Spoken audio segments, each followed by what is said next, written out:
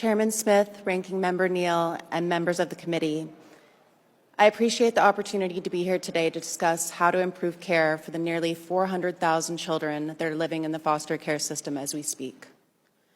While my experience was not through the foster care system, I know from personal experience the harm that is caused by being placed in youth residential treatment facilities. When I was 16 years old, I was ripped from my bed in the middle of the night and transported across state lines to the first of 4 youth residential treatment facilities. These programs promised healing, growth, and support, but instead did not allow me to speak, move freely, or even look out a window for 2 years. I was force-fed medications and sexually abused by the staff. I was violently restrained and dragged down hallways, stripped naked, and thrown into solitary confinement. My parents were completely deceived, lied to, and manipulated by this for-profit industry about the inhumane treatment I was experiencing. So, can you only imagine the experience for youth who are placed by the state and don't have people regularly checking in on them?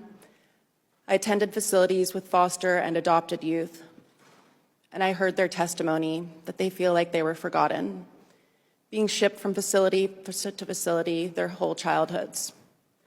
Today, residential facilities are continuing to warehouse over 50,000 foster youth and unknown number of adopted youth in lockdown facilities.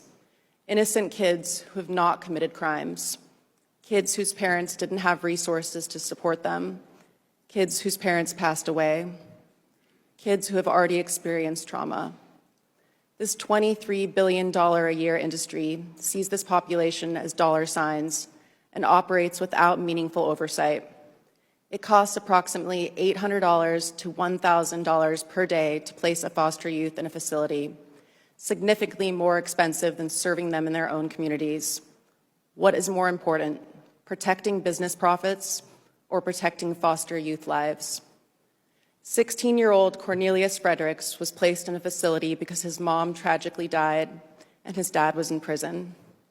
His life ended after being tackled and violently restrained by 8 staff members for nearly 10 minutes after innocently throwing a sandwich in the cafeteria.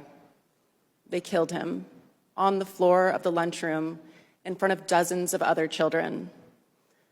Emergency services had been called 300 times in the year leading up to his death, with 56 violations substantiated by the state. The state could have prevented this. Jasion Terry's life ended at just 7 years old. In his final hours, he was publicly shamed, verbally abused, left in his room alone for nearly 6 hours, and physically restrained by staff members until he lost consciousness. When first responders arrived, there was vomit in his mouth and throat, running down his cheeks and onto the floor. Why can't we as a society see that these kids are hurting? They need love and kindness, not beatings and restraints. As a mom, these stories break my heart. When your child is born, your heart is full of love of all hopes and dreams you have for them. I assure you that these were not the dreams that were envisioned for Cornelius, Jasion, and thousands more who have suffered immensely. I'm here to be the voice for the children whose voices can't be heard. While this committee has the responsibility to move bipartisan solutions forward to protect them, I strongly advocate for the reauthorization of Title 4B. Families need resources and support so they don't need to come into the child welfare system in the first place. For children who do end up in foster care, we cannot allow them to grow up in facilities. The treatment these kids have had to endure is criminal. These kids deserve to grow up in safe, family-centered environments. I will not stop until America's youth is safe. I've helped pass 9 state laws on this issue.